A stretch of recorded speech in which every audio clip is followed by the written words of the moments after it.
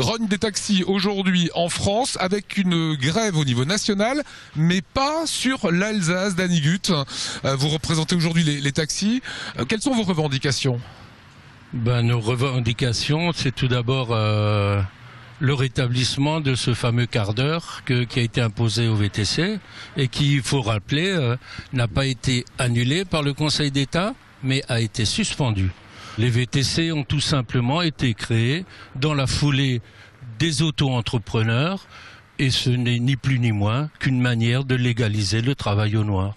Les VTC, ils s'en créent à peu près 200 par mois. Voilà. Vous dites qu'ils ne sont pas obligés d'acheter une licence? Non, ils payent 100 € et puis voilà, ils n'ont aucune contrainte. Alors que nos tarifs sont fixés par le préfet, nous n'avons pas des tarifs libres. Eux, ils peuvent selon qu'il y a pénurie de voitures, dire écoutez, moi je vous conduis, ça coûte 60 € de l'aéroport à Strasbourg. En d'autres périodes, ils vont le faire à 20 € ou à 30 €. Mais ils vont surtout pas probablement le déclarer. Aujourd'hui, le Parlement européen, les grands hôtels font plus souvent appel à des VTC qu'à des taxis. Pourquoi ? Ils font pas plus appel. Je veux dire, on fait toujours appel quand il y a vraiment urgence, qu'on a le client de la réception de l'hôtel, le client devant lui. Mais à ce moment-là, c'est là qu'intervient ce fameux quart d'heure. Si les taxis peuvent pas être là dans un quart d'heure, les grands remisiers ou les VTC non plus.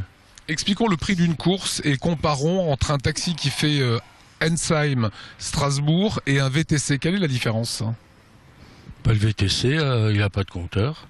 Il va dire à son client, c'est tant et tant. Avant, il va le dire avant en fait. La loi lui oblige à lui dire ça vous coûtera tant et tant. Je suppose déjà que le client va demander avant de monter dans la voiture. Donc, bien sûr, la loi l'oblige à... Mais le tarif peut être... Il va dire, le taxi, c'est le prix du taxi, je vous fais le même prix. C'est ce qu'on appelle alors une course au compteur. Aujourd'hui, d'Annigut, pourquoi les taxis ne font pas grève en Alsace ? Vous savez, tout mouvement dans la rue est forcément impopulaire. Donc, on essaye d'y avoir recours le moins possible parce qu'on se met quand même des innocents à dos, la population, les automobilistes. Et donc, nous, on préfère continuer les négociations. Mais il faut savoir quand même qu'à partir du 15 février, c'est-à-dire samedi, nous manifesterons notre mécontentement tous les jours devant l'Assemblée nationale. Dernier point, aujourd'hui les VTC finalement ont pignon sur rue. Comment sortir et trouver un consensus ? Ces VTC ont été créés en 2009 et aujourd'hui la plupart sont pas des, faut le savoir, c'est pas des artisans ni c'est des sociétés, des grosses sociétés financières et on vous donne votre carton voilà.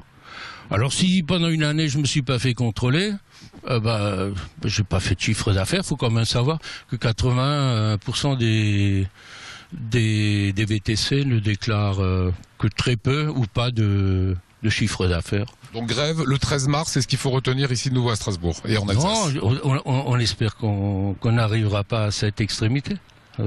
Voilà, merci, bon courage. Ça fait partie des problèmes que l'on rencontre régulièrement ici en Alsace.